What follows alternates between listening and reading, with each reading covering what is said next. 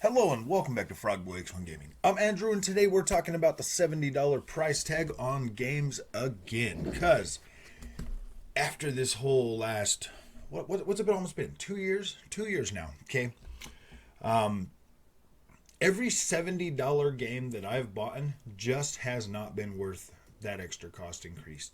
And I know, like don't get me wrong, like $10 used to not be a lot of money. $10 is like 2 gallons of gas now. So that is starting to get a little bit ridiculous. So most of these games that are coming out at $70, man, you could play these on last gen consoles too. Let that sink in a minute. You are getting a $10 tax for a console that you already bought that has more power that can display that game better. You're not getting those cost increase on the PC platform. Like you're not getting that. And if it is, actually I don't know. I'm gonna have to look and see if Tiny Tina Wonderlands came out for $70. Let's look at that. Tiny Tina's Wonderlands Steam. Let's check this out just real quick. Add to your wish list. Where's that on? Oh, Tiny Tina's Wonderlands Epic. Tiny Tina's Wonderlands Epic Store. Well, you can get it on Aniba for $37.91. Let's see, Epic Games Store.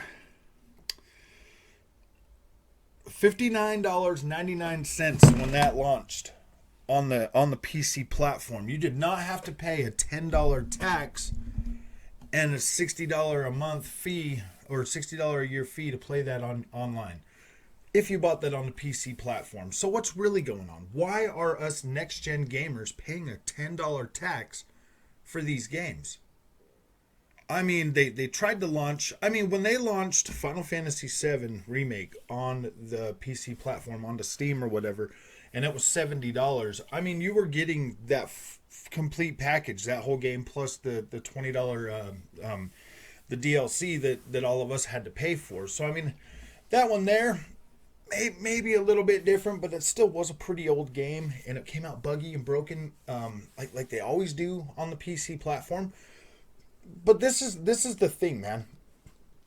That Quarry game that's coming out, I'm not going to buy that. I'm not going to review that on the channel because I guarantee you that is a one and done game for me. One and done game, and it's probably going to be like 8 hours long. $70 for 8 hours of gameplay. Yeah, you can play it a few different times, and you can, but I mean, think about it. In this day and age, with how many games are coming out as rapidly and as fast as they are, can you really afford to buy $70 games? I mean, $60 games.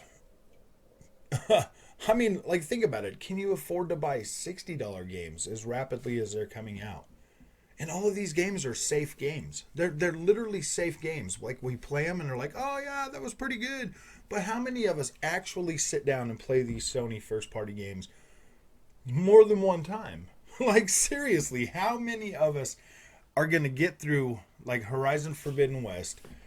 I mean, okay, let's put it this way. Say Horizon Forbidden West is the only $70 game you bought, and you're taking your time with it.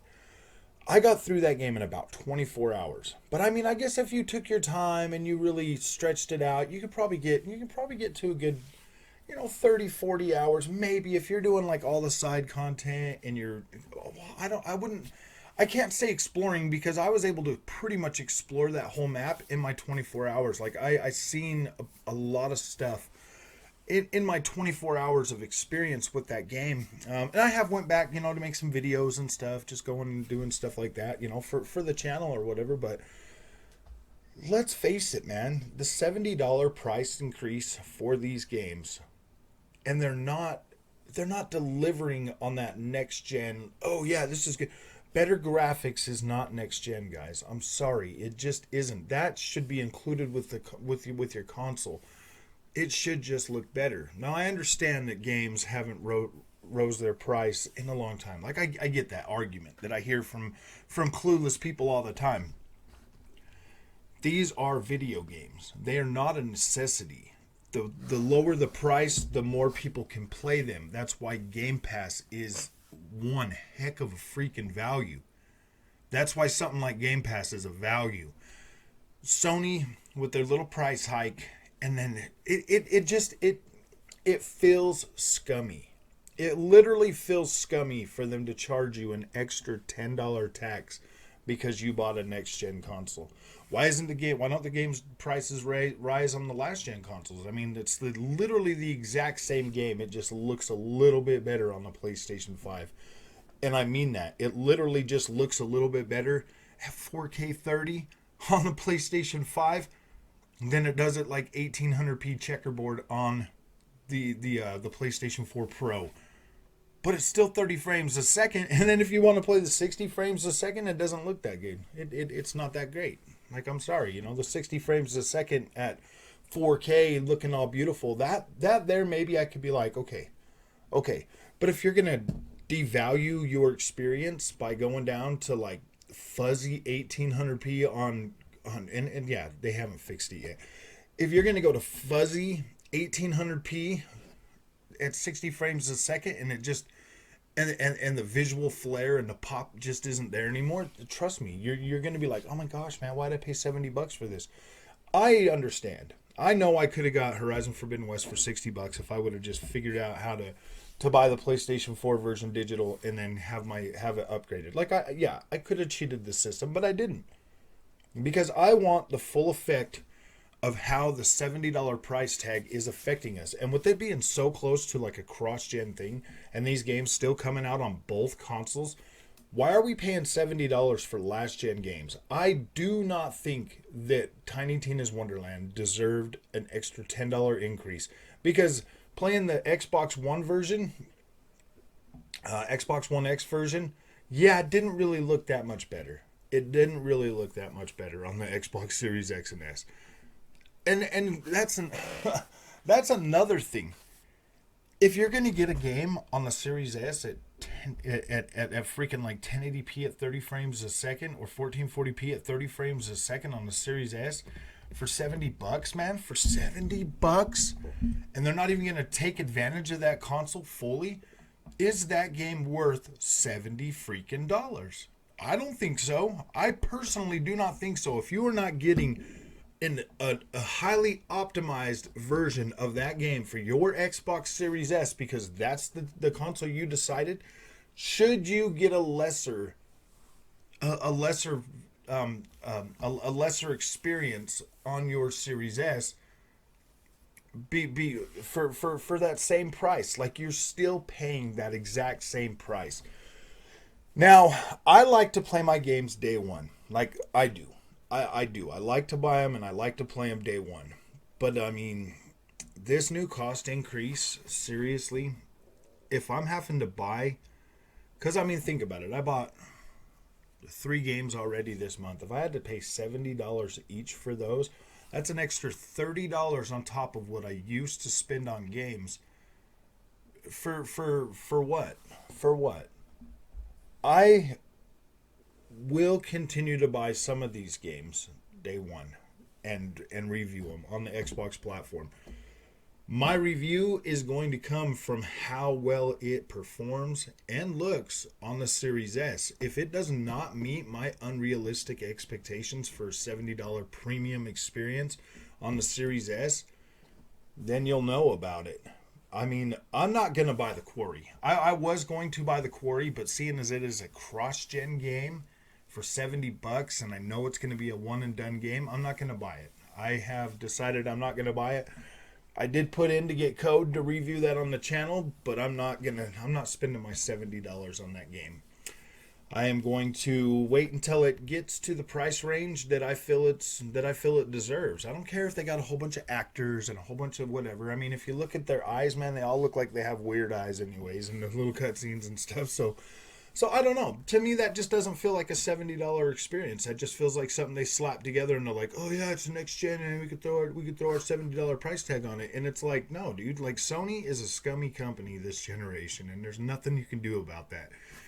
I'm so irritated that Sony has allowed these companies like 2K and Activision and EA and all of these other vultures to take even more advantage of us. Because let's face it, every game I've paid for from these companies, really, man? Like, really? Like, seriously? A $10 price increase. And then you've got other games coming out at $60 that are still blowing the freaking doors off these games that are coming out buggy, broken, missing features. I mean, look at Battlefield 2042. I paid $100 for that game and it's still not fixed. And they're already selling that game for like as low as $20. Already selling that game as low as $20. Like, you could have waited all that time and got a good deal on it.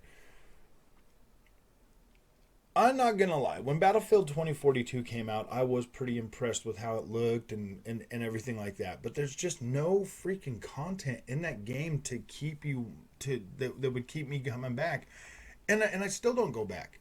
I mean, I got Halo Infinite for $60. Felt better, looked better, ran better than Battlefield 2042, and kept me way more entertained. I think Battlefield 2042, I got like 10 hours of gameplay. I've got over 30 hours of Halo Infinite already to date. So I do not understand why these games are getting a $10 price increase, but they're not delivering any more value. They're not delivering any more longevity. I don't care that much about cutscenes to pay an extra $10 for extra cutscenes. Like, I just don't care. Like, it doesn't matter to me. I mean, especially if the 60 FPS version is not, if they're not going to devote the time and attention to the 60 FPS version, like who cares? I mean, like 1800p at 60 frames a second, I would be happy with that. I mean, there's got to be a better way, guys. There's got to be a better way. This $60 or the $70 price tag is really not going to. Game Pass is going to eat it alive, man. Game Pass is going to eat that $70 price tag alive, man. These games are all going to drop their prices from $70 within the first 6 months being on sale. So it really does suck that the true release date of these games is going to be 6 months out. But man, as many games as I've bought that have just not been up to par at launch. I just don't know. I don't know if I should keep paying that $10 extra beta tester freaking fee, and then help them get it all fixed up so that when people actually buy it for half price, it's actually a good game. Thankfully, the Christmas season's coming up. Thankfully, we're starting to get into the time where you'll be able to find better deals. And check out Aniba, man. Check out Aniba. Every time these games launch, check out Aniba. They usually do get some codes right out the gate, right out the gate at launch. So you can usually save almost $20 on these newer games. Even on the Xbox platform, even on the PlayStation platform, you can still save up to $20. So if they're coming out at $70, man, I would check Aniba first. Wait a couple of days, maybe jump on there the day the game launches. See if you can get yourself a code. Try to do what you got to do to save some money, man, because as it sits right now, the inflation, the way it's going, man, prices are going up, and I'm really starting to feel that in my wallet as well. Like, I'm really starting to feel the cost of everything. Every time I go grocery shopping or I fill up my truck, the prices, I'm spending on average about $100 more every time I go grocery shopping, and almost double what I was paying before. In gas prices now, I'm almost at double, and that does add up. That adds up pretty quick. So you're gonna have to be smart this generation if you want to keep gaming. So I really do highly suggest a Game Pass subscription and an Xbox, man. I cannot, with the way prices are going up right now, I cannot recommend a PlayStation. The value is just not there. You're just not gonna receive the value. Yeah, it'd be nice to look at or whatever. It it's going to cause you to spend more money that you probably just don't have. To be completely honest with you, you're probably just not going to have the money to feed the PlayStation 5 this generation, man. It's going to be tough, especially if this especially if things don't if they don't settle back down and figure out a way to make things go back to somewhat normal. Yeah, dude, I don't think the PlayStation 5 is going to be a viable option for a lot of gamers this generation. So if you like this content, don't forget to like and subscribe. And yeah, man, I'll see you in the next one.